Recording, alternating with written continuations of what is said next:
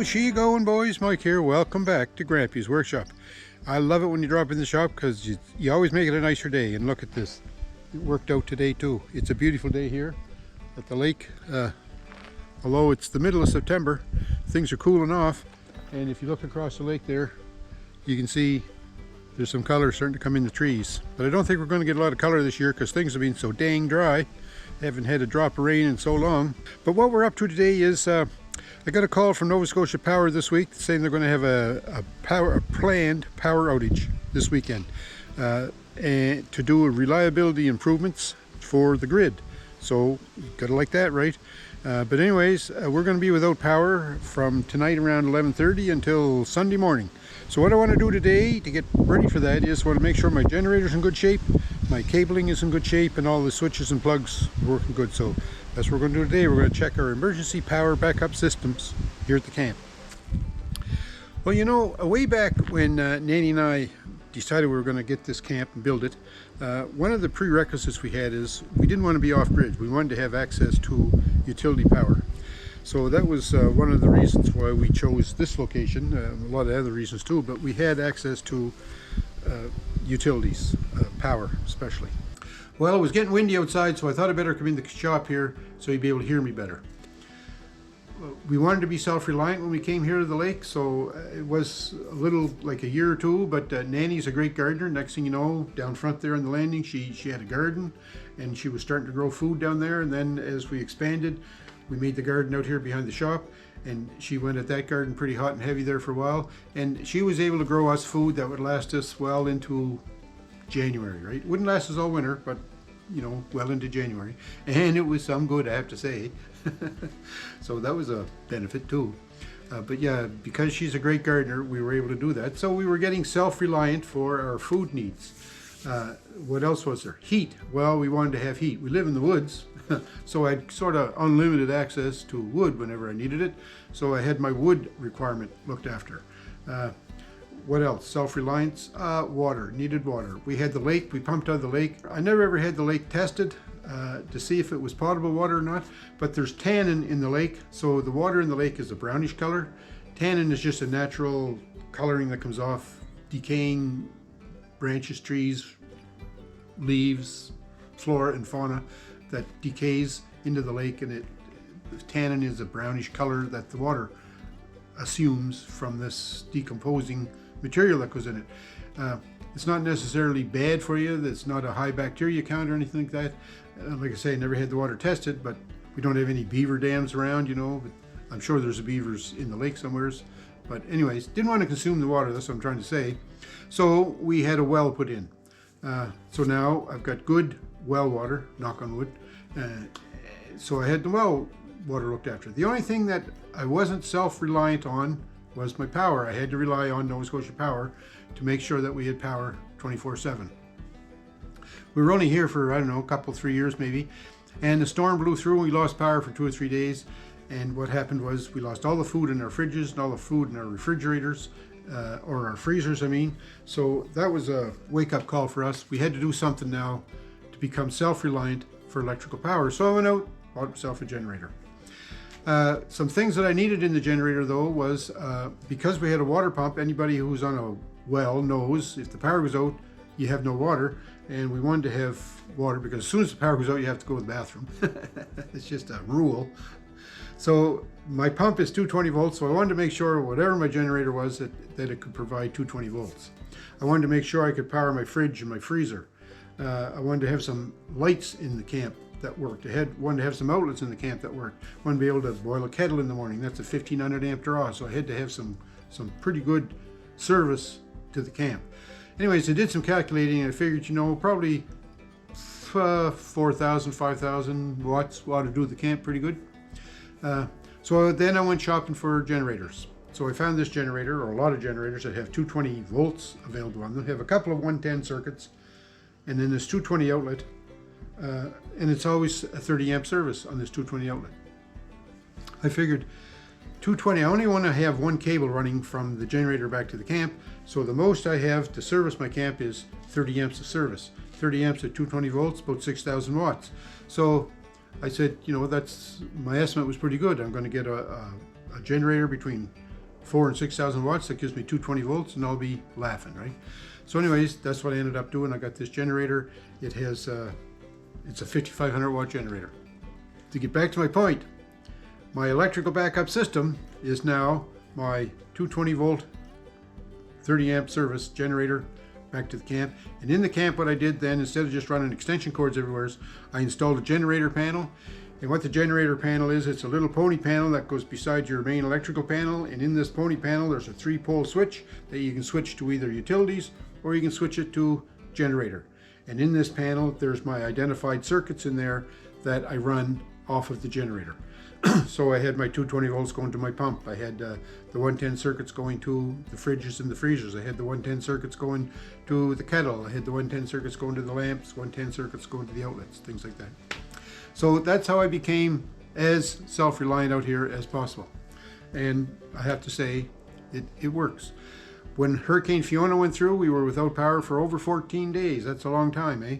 The biggest problem I had was getting fuel for my generator, because gas stations had no power either, so they couldn't pump fuel. I had to drive, all the way back to town to get fuel. It was dicey there for a while, but anyways, we managed. We never were without power, all the while that the utility was down after Hurricane Fiona.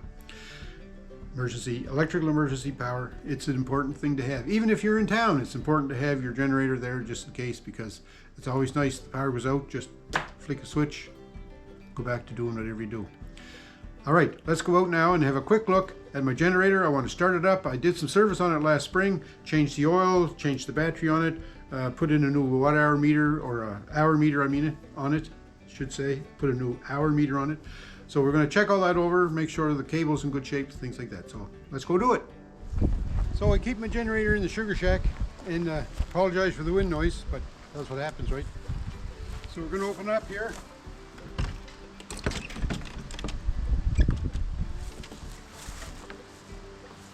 I don't open the shack very often in the summer, so I have to watch out for hornets' nests and earwigs. Ooh, good, the earwigs are everywhere.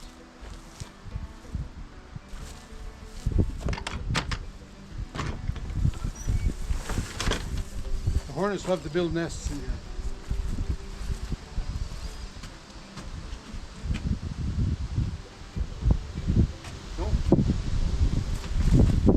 I declare hornet free.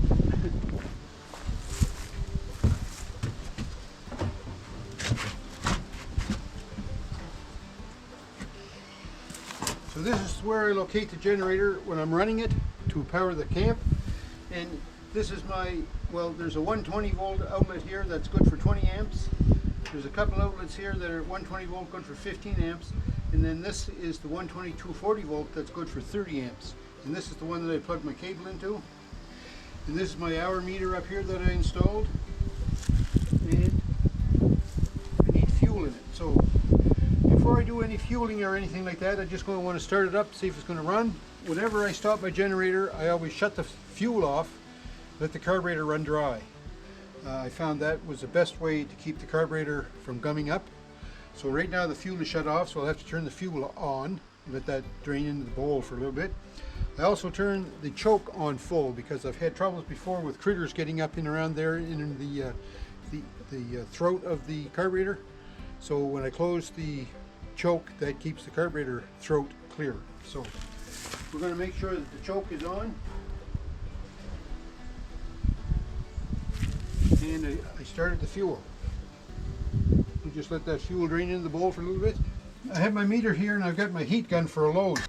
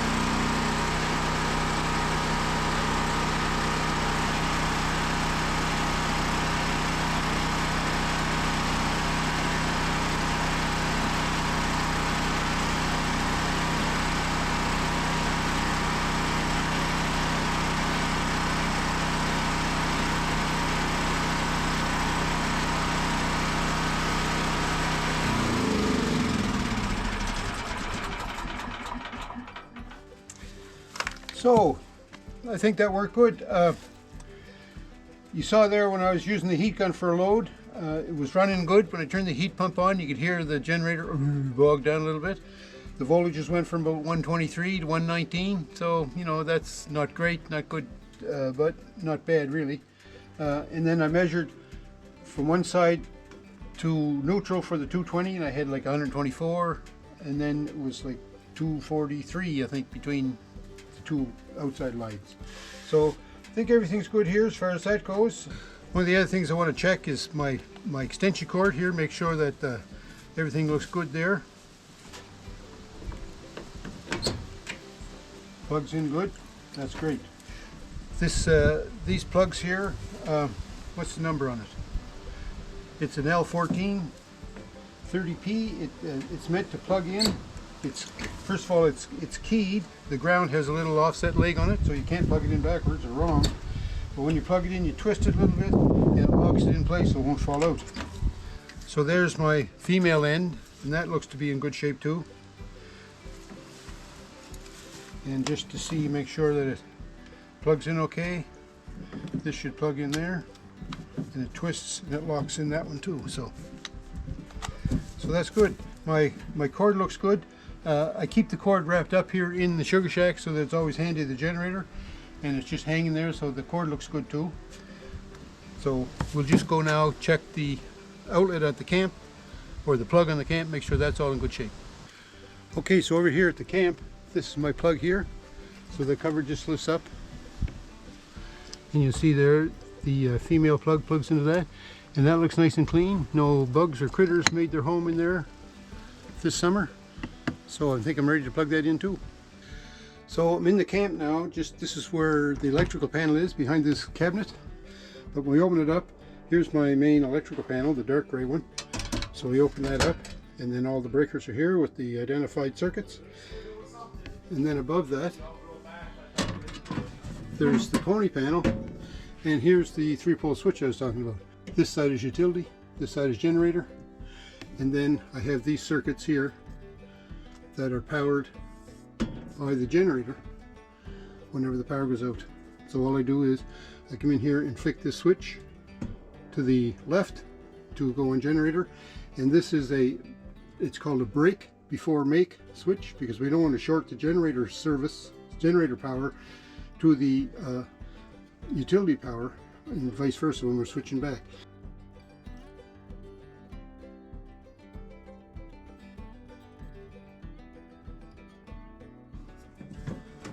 But when you buy the generator pony panel, that breaker usually comes with it. Alright, we'll just put a little bit of go juice in this guy.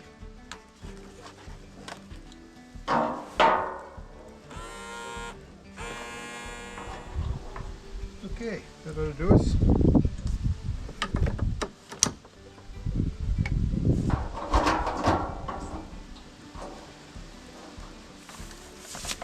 Didn't spill a drop. So I'm going to start this up and then turn the fuel off and let it run the carburetor dry.